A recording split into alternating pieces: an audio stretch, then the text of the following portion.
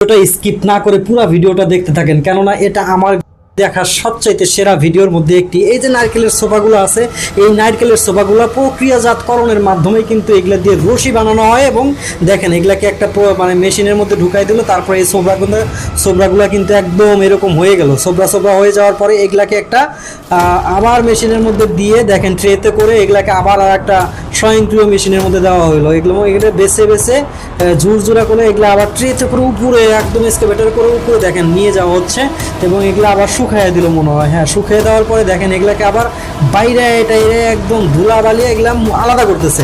এগুলো আলাদা করার পরে দেখেন এগুলা দিয়ে এই যে কত সুন্দর সুতা না দড়ি, হ্যাঁ দড়ি হিসেবে তারা কিন্তু বানায় ফেললো। ভাই এটা আমার দেখার সবচাইতে, নারকেল দিয়েও যে এরকম দড়ি হতে পারে এটা আমি আগে দেখি নাই। এটা আমার দেখার সবচাইতে নারকেল দিয়ে বানানো ভিডিওর মধ্যে অন্যতম একটা ভিডিও। আপনাদের কাছে ভিডিওটা কেমন লাগলো অবশ্যই কমেন্ট করে জানাবেন।